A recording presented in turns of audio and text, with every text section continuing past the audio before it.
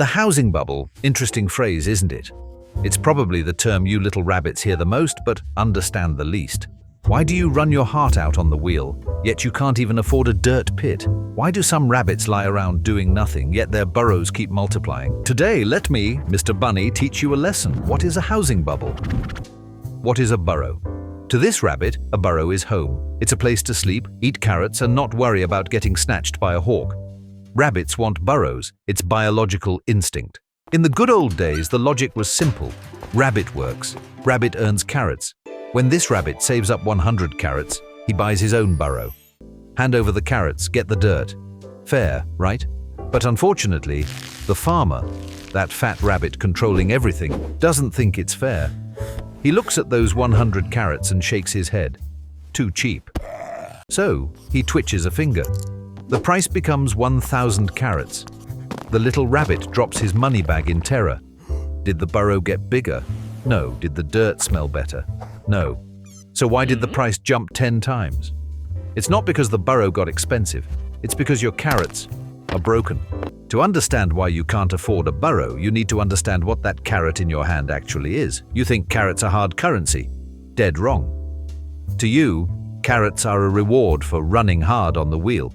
But to the farmer, carrots are just paper pulp spurting out of his machine. It's called money supply, or in plain English, the printer.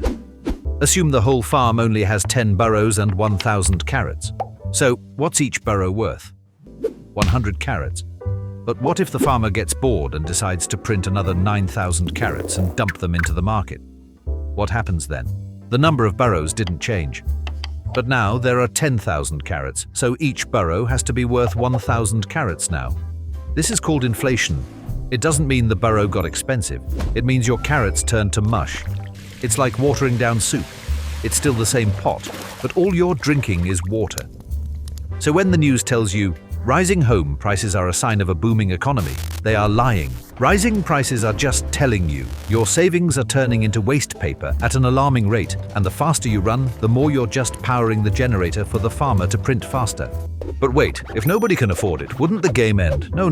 The farmer is smarter than you think. He invented a genius tool called the mortgage.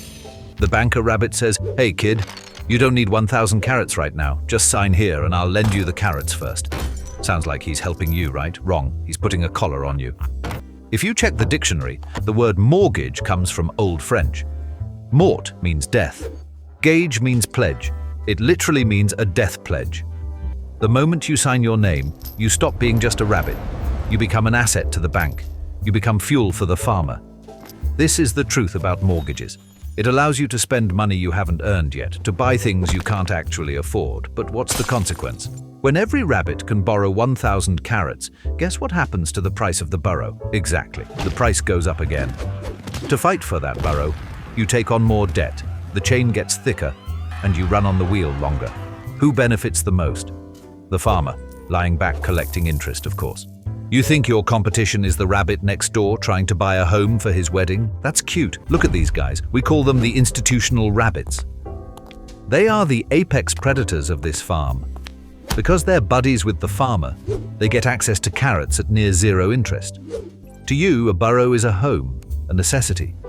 To them, it's a financial product, just like a stock.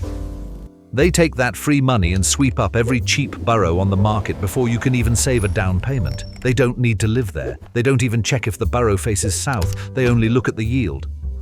Then they turn around and tell you, "Hey little rabbit, it's okay if you can't afford to buy. You can rent mine. Oh, by the way, rent goes up 20% next month." This is their master plan, to make you have a life while you actually own nothing. Hearing this, you might think, this is hopeless. What should I do? Sue the farmer? Save it. The judge works for them too. If you want to survive in this rigged game, you have to learn to think like the farmer. Number 1. Stop hoarding carrots on this inflationary treadmill. Carrots are for spending or for investing, definitely not for saving. If inflation is 10%, saving money just means you're getting 10% poorer every year. Number 2. Know the difference between assets and liabilities. Don't rush to buy that self-living burrow that drains your pocket. Go buy real assets that put carrots into your pocket first. You need to own your own little printer first, no matter how small. Stop trying to outrun the printer. It's futile. What you need to do is become the owner of a printer. I am Mr. Bunny Business. Subscribe. This is the real manual.